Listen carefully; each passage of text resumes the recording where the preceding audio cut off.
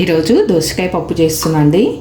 దోసకాయ, కొత్తిమీర, అల్లం వెల్లుల్లి పేస్టు, 1 కప్పు కందిపప్పు, కొంచెం కలమాకు, పోసు దినుసులు, కారము, పసుపు, సాల్టు, కొంచెం చింతపండు, 4 పచ్చిమిర్చి, 1 ఉల్లిపాయ, టమాటో.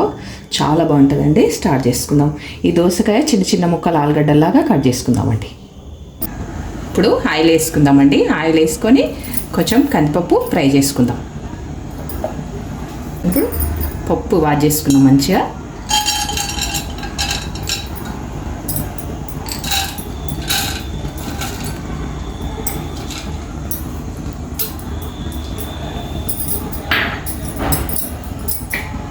ఇట్లా కొంచెం ఆయిల్లో ఫ్రై చేసుకుందాం మంచిగా. పప్పు టేస్ట్ వస్తుందండి ఇట్లా ఫ్రై చేస్తే. చూడండి, ఇట్లా మంచిగా 1 నిమిషం పాటు మనం కందిపప్పు ఫ్రై చేసుకోవాలండి. టేస్ట్ బాగా వస్తుంది. ఇప్పుడు దోసకాయ ముక్కలు వేసుకుందాం.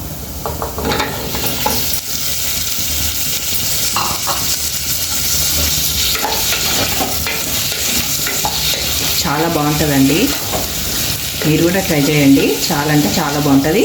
ఈ పప్పు పక్కకు కొంచెం మామిడికాయ కారం వేసుకొని మనం తింటే వేడివేడి అన్నంలా అబ్బా ఎంత బాగుంటుందండి. ఇప్పుడు టమాటా ముక్కలు వేసుకుందాం.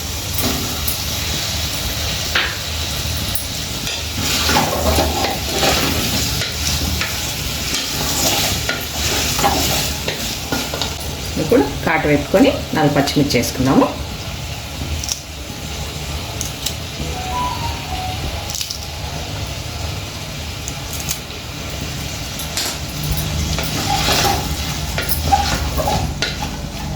ఒక చిటికెడు పసుపు వేసుకుందాం.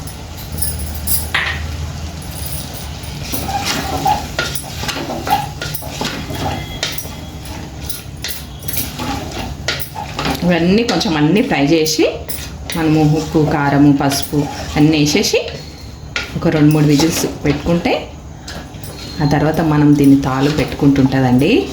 సూపర్ ఉంటుందండి. వీడియోలు చూస్తారు కానీ లైక్ చేయట్లేదండి. లైక్ చేస్తలే, షేర్ చేస్తలేరండి. వీడియోలు కంపల్సరీ చూసి లైక్ చేయండి, మర్చిపోకండి.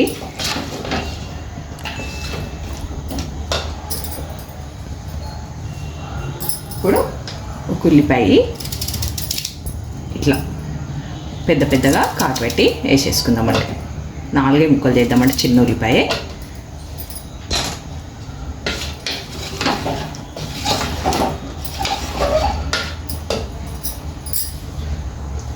కొంచెం కొత్తిమీర చుంచి వేసుకుందామండి.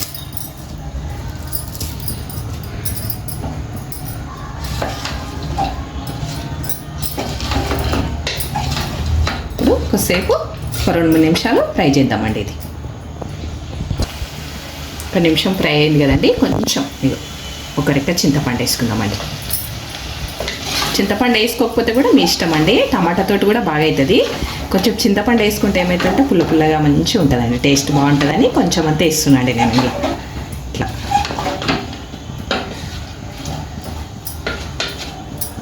1 నిమిషం అయింది కదండి. ఇంకొక 2 నిమిషాలు ఫ్రై చేసుకున్న తర్వాత అప్పుడు మూత పెట్టేద్దాం విసరేసి. చూడండి, ఒక 2 నిమిషాలు ఫ్రై చేసుకున్నాం మనం ఇట్లా మంచిగా. ఇప్పుడు కొంచెం కారం సరిపోయినంత సాల్ట్ వేసేసుకుందామండి. ఇట్లా ఎందుకంటే ఇవన్నీ వేసినాం కదా, మనం కొంచెం సేపు ఫ్రై చేసుకుంటే ఒక 2-3 నిమిషాలు బాగుంటుందండి టేస్టు. అట్లానే ఫ్రై చేస్తాను నేను. ఇప్పుడు కారం అండి. ఇంకొంచెం ఘాటే తింటామండి, ఎక్కువ వేస్తున్నా.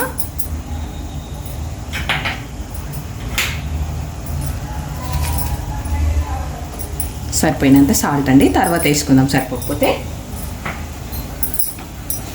ఎందుకంటే సాల్ట్ ఎప్పుడైనా తక్కువనే వేసుకోవాలి, తర్వాత చూసుకొని మళ్ళీ వేసుకోవాలండి. ఎందుకంటే అప్పుడే వేసేసుకున్నాం అనుకో ఎక్కువైతే కష్టం అవుతుంది కదండి. తక్కువైతే వేసుకోవచ్చు కానీ ఎక్కువైతే కష్టం అవుతుంది కదా. చూడండి, ఉల్లిపాయ ముక్కలు, చింతపండు, టమాటా, పచ్చిమిర్చి, కొత్తిమీర, దోసకాయ ముక్కలు ఇవన్నీ మంచిగా ఫ్రై అవుతాయి కదండి. చాలా బాగుంటుందండి. ఇప్పుడు మనం ఇక వేడి వాటర్ అండి. ఇవి వేడి వాటరు ఒక చెంబెడ వేసేస్తాను. 1 కప్పు పప్పు కదా, ఒక చిన్న చెంబెడ వేసేసిన అండి. దీన్ని వేసేసిన వాటర్, వేడి వాటర్ వేసినండి. చల్ల వాటర్ వేయలేదు. చల్ల వాటర్ వేస్తే ఏమైందంటే మనం ఫ్రై చేసిందంతా టేస్ట్ పోతుంది. ఎప్పుడైనా కొంచెం వేడి వాటర్ పెట్టుకొని వేసుకుంటే బాగుంటుంది. మనం డైరెక్ట్ అప్పుడే వేస్తే చల్ల వాటర్ వేసుకోవచ్చు. ఇట్లా కొంచెం ఫ్రై అయిన దాంట్లో ఎప్పుడైనా సరే వేడి వాటర్ వేసుకోవాలండి. వేడి వాటర్ వేసుకుంటే బాగుంటుంది. ఇప్పుడు మనకు ఇది పప్పు ఒక 3-4 విజిల్స్ పెట్టుకోవచ్చండి. మనకు ఎక్కువ మెత్తగా కాకుండా కొంచెం కచ్చపక్కగా ఉండేటట్టు మనం ఒక 3-4 విజిల్స్ పెట్టుకుంటే సరిపోతుంది. మనం పప్పుకి అయితే 5-6 కూడా పెట్టుకుంటాం కదా, దీనికి ఒక 4-3 అయితే సరిపోతుందండి. కొంచెం పలుకుగుండి మనం తాలింపు వేసుకుంటే చాలా టేస్ట్ ఉంటుందండి. అందుకని అట్లా మనం ఒక 3-4 పెట్టుకుందాం విజిల్స్. వాటర్ వేసేసుకున్నాం కదండి, మంచిగా పప్పు అయినట్టే కనబడుతుంది కదండి. ఇది వాటర్ వేసేసుకున్నాం మనం. ఇప్పుడు ఇవన్నీ మంచిగా మగ్గడానికి ఒక 2 విజిల్స్ 3 విజిల్స్ పెట్టుకుందామండి. 3-4 4 పెట్టుకుంటే పర్వాలేదండి, కొంచెం పలకే ఉంటుంది. 4 పెట్టుకుందాము. 4 విజిల్స్ తర్వాత బంద్ చేద్దాం. ఇప్పుడు మంట ఐలో పెట్టేస్తాం. ఇప్పటి వరకు సిమ్లో ఫ్రై చేసినండి. ఇప్పుడు మంట ఐలో పెట్టి 4 విజిల్స్ పెట్టినాక బంద్ చేసి అప్పుడు తాలింపు వేద్దాం. 4 విజిల్స్ పెట్టుకున్నామండి, 4-5 పెట్టుకున్నామండి.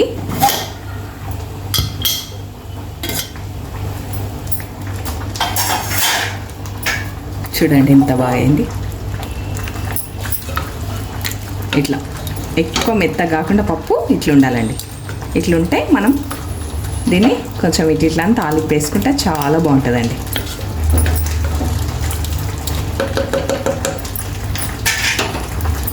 ఇప్పుడు దీంతో నంచుకుందామండి.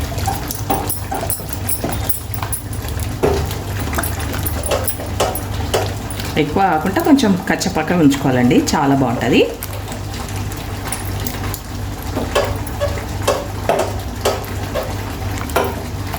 ఇట్లా ఉంటే సరిపోతుందండి. ఇంకా మీకు మెత్త కావాలంటే మెత్త చేసుకోవచ్చు. ఈ దోసకాయ ముక్కలు ఇవన్నీ ఇట్లా మంచిగా కనిపించాలంటే కొంచెం అనుకోవాలండి. ఇట్లా లేదు అవన్నీ ఇట్లా పప్పులో కలిసిపోవాలనుకుంటే మీరు ఇంకొంచెం మెత్తగా రుబ్బుకోవచ్చు అండి. ఇట్లుంటే సరిపోతుందండి. తాలింపు వేసుకుందాం.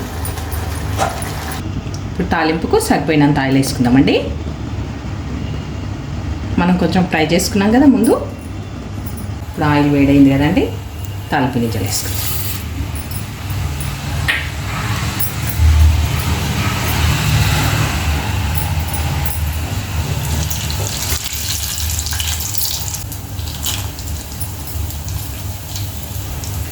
మిర్చి, వెల్లుల్లి, కొంచెం మినపప్పు, శనగపప్పు.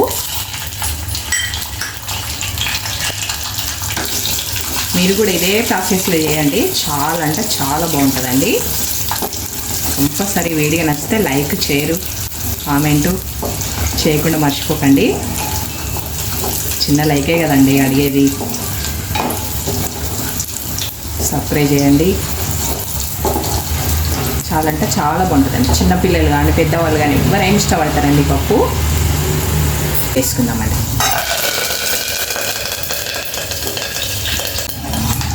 కొంచెం కొత్తిమీర పైనకి మళ్ళీ వేసుకుందామండి. కొత్తిమీర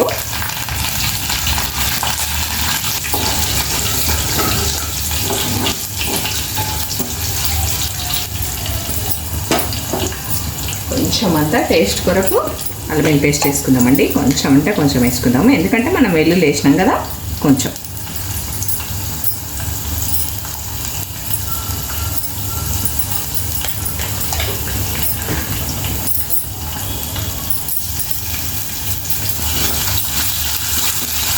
కొంచెం పచ్చివాసన పోయే వరకు వేసుకుందామండి. వెల్లుల్లి వేసినాం కదా.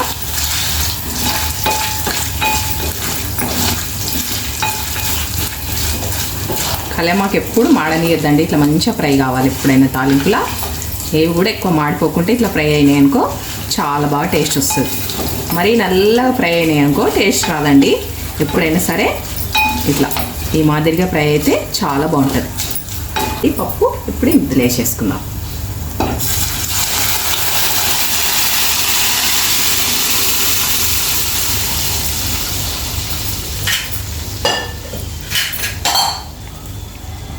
చాలా అంటే చాలా బాగుంటుందండి. చూడండి, నచ్చింది కదా. కంపల్సరీ నచ్చే ఉంటుందండి, నచ్చకుండా ఎవ్వరు ఉండరు. పప్పు చాలా అంటే చాలా బాగుంటుందండి. ఇవన్నీ పంట కింద తగులుతుంటే అద్భుతం అండి, అంత బాగుంటుంది.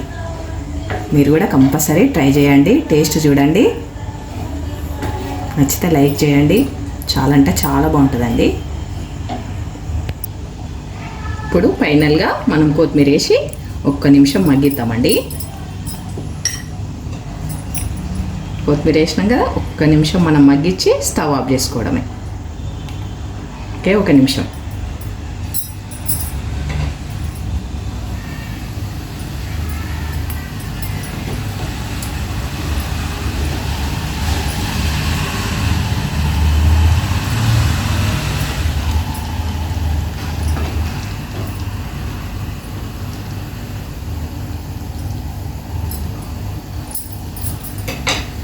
స్టవ్ బంద్ చేసుకుందామండి.